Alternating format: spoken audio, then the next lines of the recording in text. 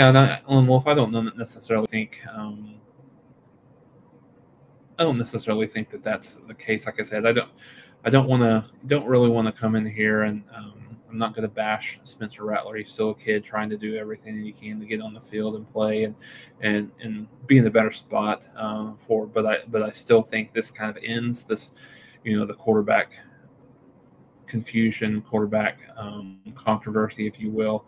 Or Caleb Williams, when you put the last 6 quarters together, the best 6 quarters of offense Oklahoma has played all year, not even close.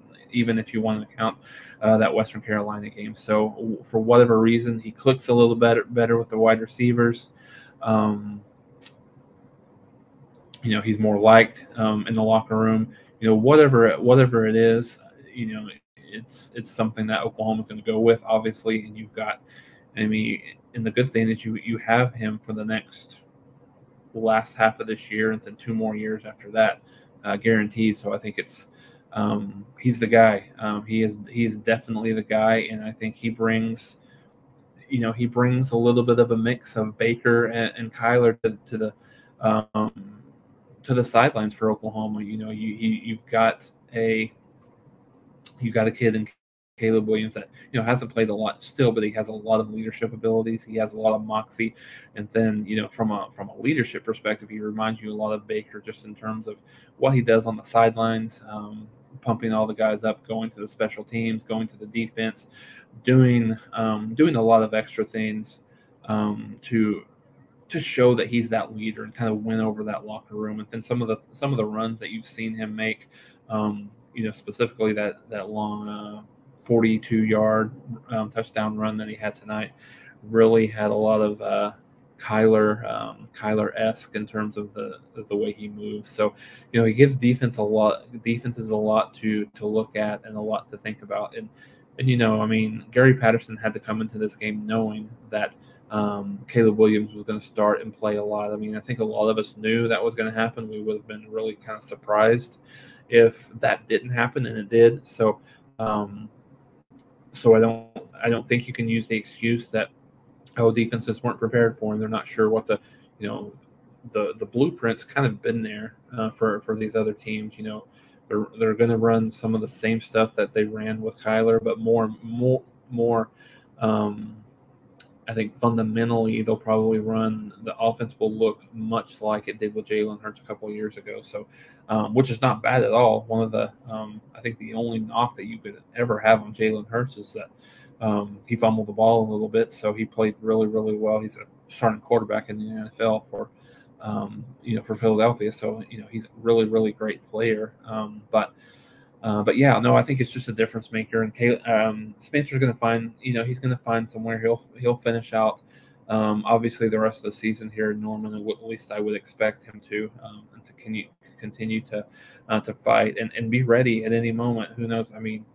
Just like in the Jalen Hurts to a Tagovailoa situation, Jalen Hurts was needed in the SEC championship game. So who knows? Spencer Rattler may be needed, whether it's like we saw in Texas in that 2-point conversion, or it just may be in different situations.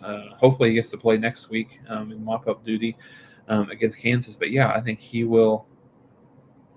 He will be the guy moving forward. But Spencer Rattler will be probably needed at some point.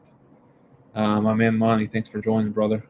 Caleb is that dude. He's a different kid, and I didn't get to watch the game as intently as I would like. I know Kirk Herbstreit kind of postured him as a Heisman candidate even this year. Wouldn't be surprised if he can kind of continue to play well, where he can get his name up there a little bit. I know it sounds crazy, right? Like he's played 6 quarters of meaningful football and, already being a Heisman candidate. But I think the thing that you take away from this season from a Heisman candidacy perspective is, there's not been a lot of guys that have really separated themselves. Bryce Young, Matt Corral are probably 2 of the front runners right now, but you've got Bijan Robinson that, still played well, 130 yards, I think, today. Kenneth Walker III for Michigan State only had about 80 yards. So he has the opportunity to insert himself and get himself back into that Heisman trophy, discussion, which is kind of crazy to think about, as well. So yeah, I definitely, and I agree, Monty. No quarterback controversy at all right now. I don't. I think that discussion, that little, that narrative. I don't really love to use the word narrative, but that narrative is it's no longer there. This is Caleb Williams' team coming. Going forward, you could make it. You could have made an argument had Caleb struggled a little bit tonight, but yeah, I think it's definitely Caleb's team going forward. If he hadn't won over the team before tonight, he definitely did tonight.